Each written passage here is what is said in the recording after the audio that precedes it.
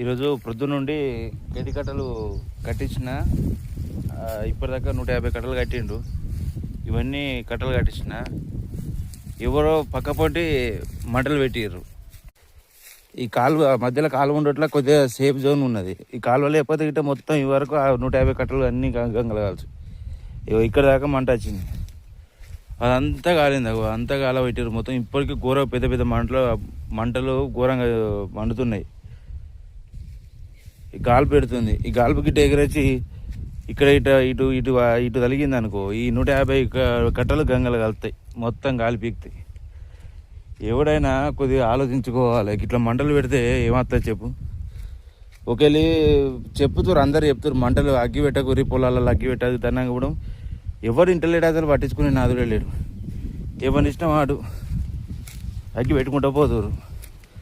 వాళ్ళ స్వార్థానికి పక్క పొంటని బలి చేసారు తప్ప వేరేం లేదు. మధ్యలోకి కినాలు ఉండట్లా నాకు ఇప్పుడు కొద్దిగా ఏం కాలే, కానీ కినాలు లేకపోతే ఈ వరకు మొత్తం కాలిపీకు.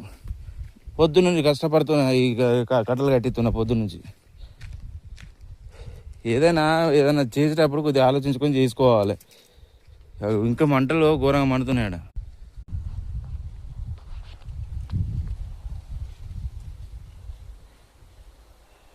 ఇదంతా కాలింది. ఇదంతా కాలుకుంటా పోయింది. మొత్తం అక్కడ దాకా కాలిపోయింది. ఇప్పుడు ఎర్రటెండల ఇది ఇటు పడకుండా చూసుకునేందుకు ఇటు కావాలి కాసరైతుంది ఎర్రటెండల.